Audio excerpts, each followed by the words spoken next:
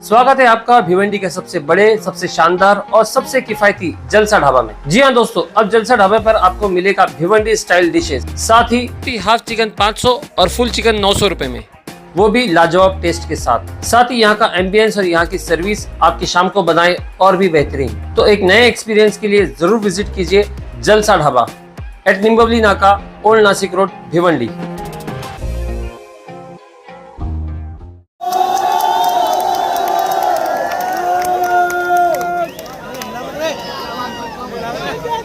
आज यहाँ हमारे साथ मुंबई से चलकर आए हुए हमारे साथी यूसुफ रानी साहब,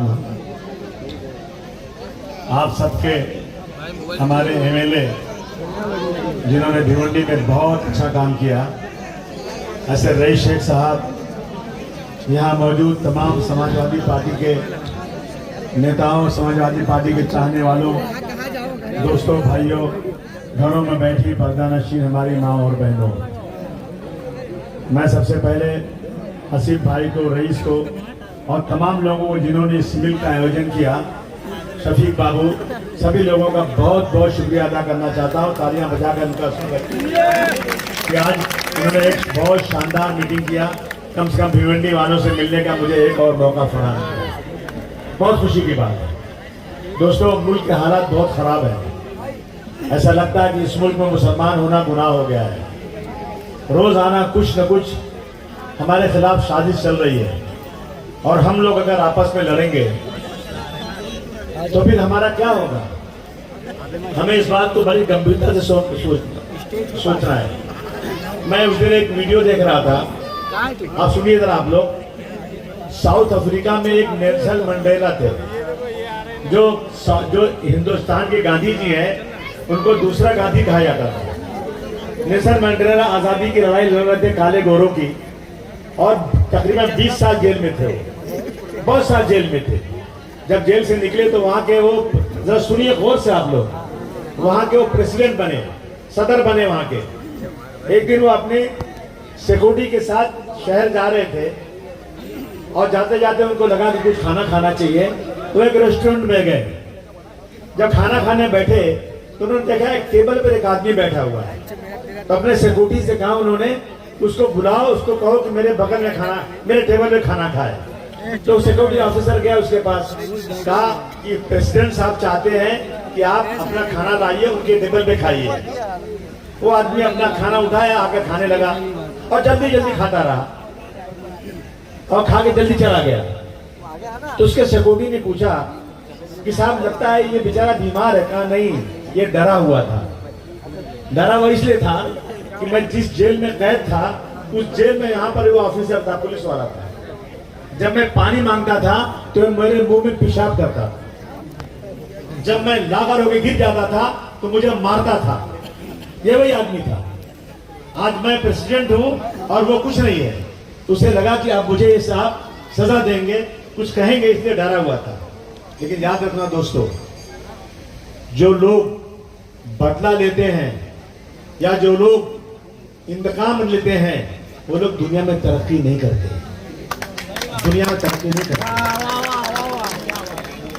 अगर आदमी को आगे बढ़ना है ना, तो सब कुछ छोड़ के आगे बढ़ना है।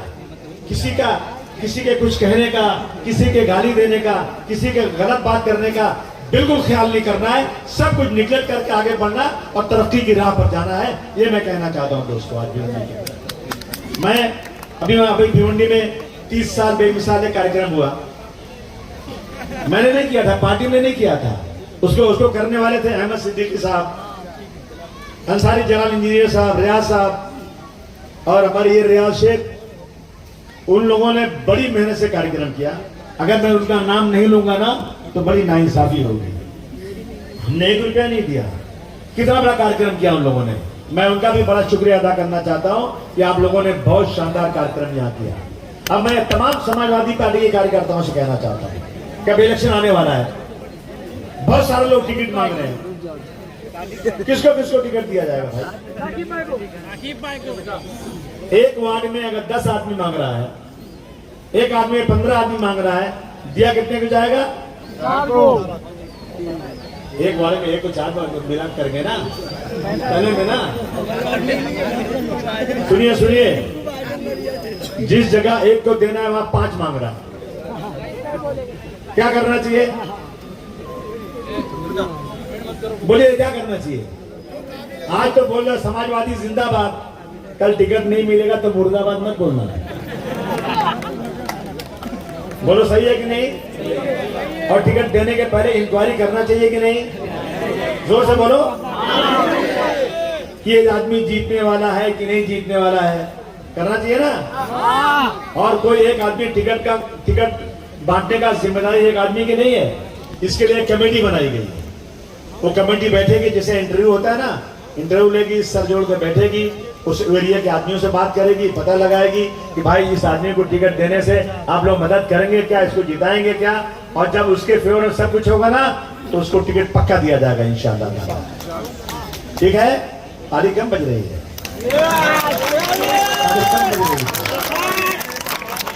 किसी एक की जिम्मेदारी नहीं, सब लोग मिलजुल के काम करो। मेरी तमन्ना है कि भिवंडी तरक्की करे।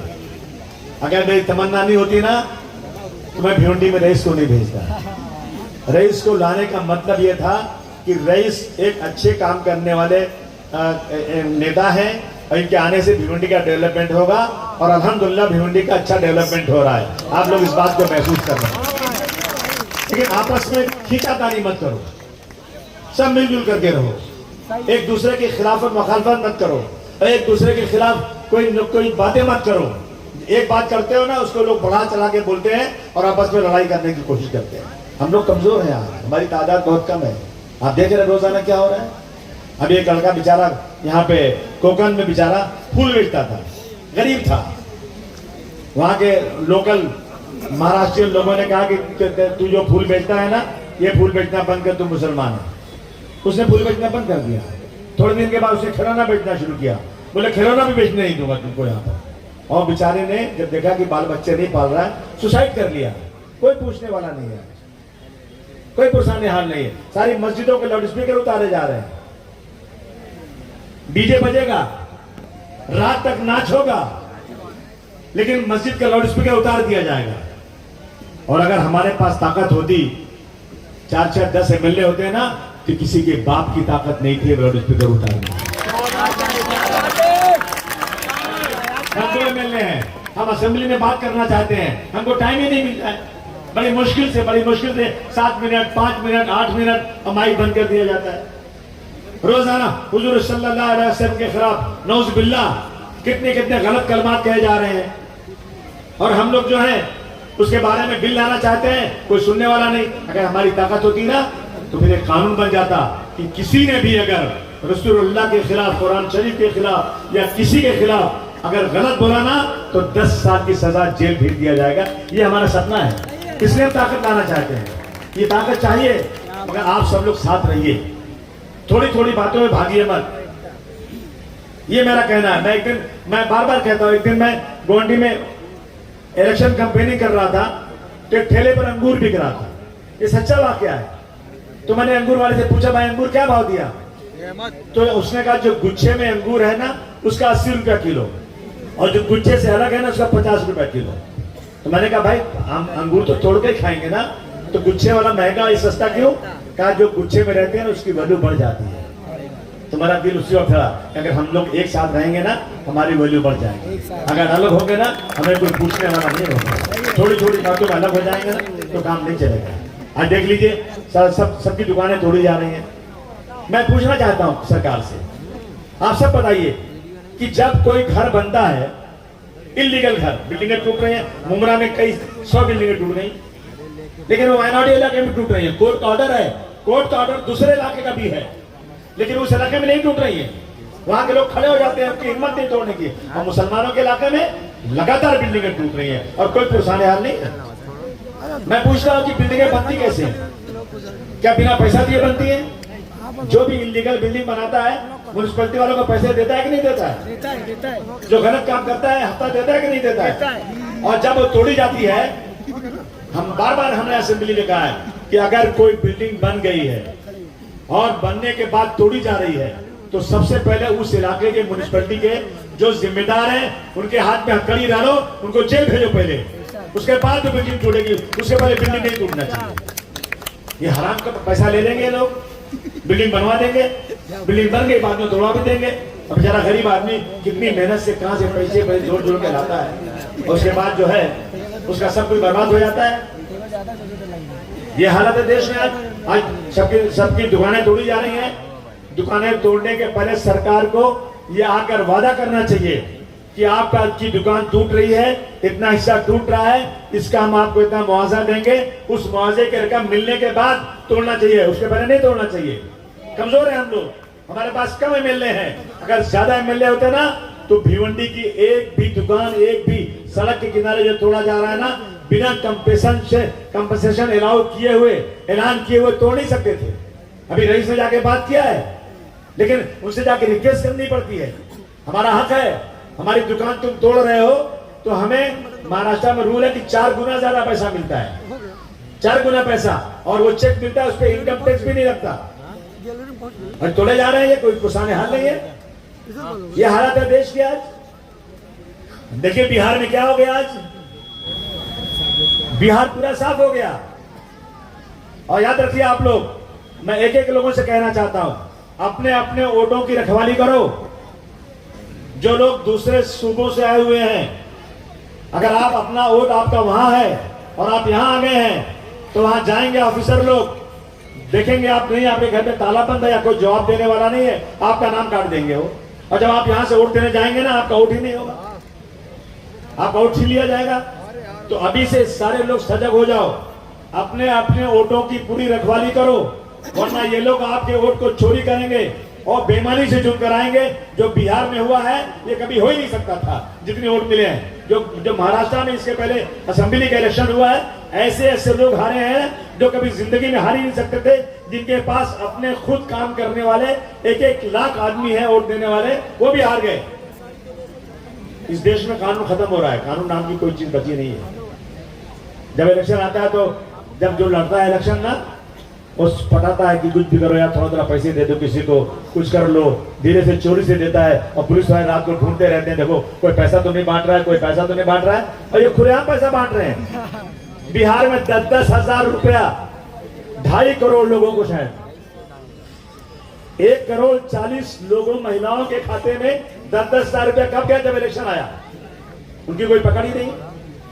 और पैसा कहां से आया?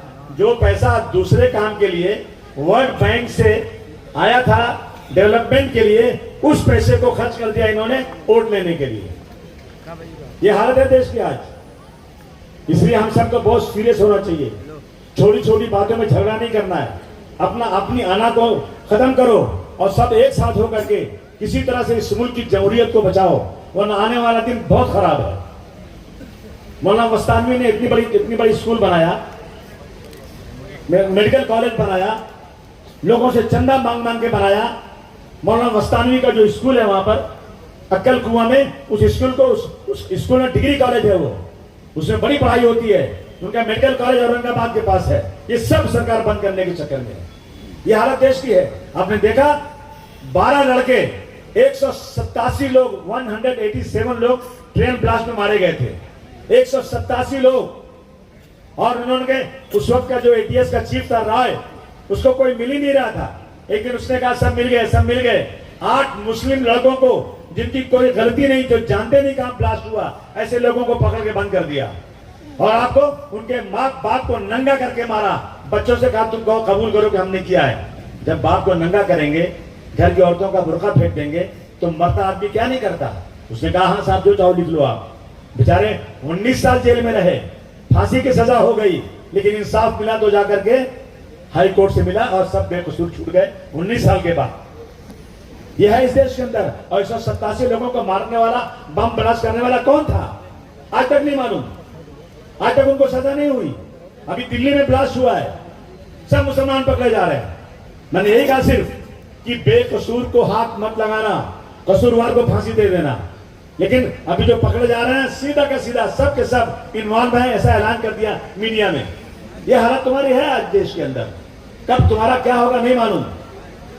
इसलिए आप लोगों से मैं गुजारिश करना चाहता हूं, जज्बात से नहीं सोच से काम करना है। हमारा भिवंडी एक अपना ऐसा इलाका है जहाँ माइनॉरिटी के लोग ज्यादा हैं, डोमिनेटिंग लोग ज्यादा हैं, माइनॉरिटी डोमिनेट इलाका है ये, इसलिए तो सारे 2-4 दिन चलता है। इसलिए दोस्तों अब इतना डर करेंगे। हाँ। इसलिए दोस्तों आप सब किसी को टिकट मिले या ना मिले, लेकिन मेरे मुल्क में मेरी इज्जत आबरू बची रहे। सच कहूं मुझको वो इंसान बुरा लगता है, सच कहूं मुझको वो इंसान बुरा लगता है और हाथ फैलाए मुसलमान बुरा लगता है। मैं कितने साल से मेहनत कर रहा हूं, 30 साल से। मैं इलेक्शन लड़ता नहीं था कभी। मैंने 95 में पार्टी शुरू किया, 4 एमएलए चुन के लाया। मैं नहीं लड़ा इलेक्शन, मैंने लोगों को बढ़ाया आगे, जाओ लड़ो, आगे जाओ, काम करो, जाओ आगे काम करो, मैं तुम्हारे पीछे तुम्हारी मदद करूंगा। मेरा मकसद एमएलए बनना नहीं, मेरा मकसद है लोगों को आगे ले जाऊं और वो काम करें ताकि मेरे मुल्क में मेरी कौम की इज्जत बरकरार रहे, और कोई मकसद नहीं है दोस्तों। इसलिए आपसे मेरी गुजारिश है, वक्त खत्म हो रहा है, कि सभी लोग एक साथ रहिए। हाथ उठाकर बोलो, साथ रहोगे कि नहीं रहोगे? हाथ उठा करके। Samajwadi party, Samajwadi party, Akhilesh Yadav, Wasim Azmi, rice Sheikh आएंगे आपके पास पैसे लेकर देने के लिए। ये पैसे लेकर मुझे वोट दे दो, और कुछ दलाल आएंगे, कुछ लोगों को खड़ा कर देंगे खाली वोट काटने के लिए। पहचानना उन लोगों को जरा। और समाजवादी पार्टी को अब की बार इतनी ताकत दे दो कि समाजवादी पार्टी का मेयर अब की बार बन जाए, और इंशाअल्लाह मेयर बनेगा ना तो भिवंडी का चेहरा बदल जाएगा, भिवंडी का चेहरा बदल जाएगा। आप सबको इंशाअल्लाह बहुत तरक्की भिवंडी में मिलेगी, यही कहना चाहता हूं। और मैं फिर एक बार रईस और उनके तमाम साथियों को, जितने लोग यहाँ आए हैं, तमाम लोगों को बहुत बहुत मुबारकबाद पेश करते हुए आपको मैं यकीन दिलाता हूं कि मैं जहां जरूरत पड़ेगी खड़ा रहूंगा। मेरे बदन का आखिरी खतरा भी मेरी कौम की कुर्बानी के लिए तैयार है, जहां जरूरत पड़ेगी दोस्तों। लेकिन आप सब लोग मिलजुल कर रहिए। बहुत बहुत शुक्रिया। जय हिंद, जय महाराष्ट्र।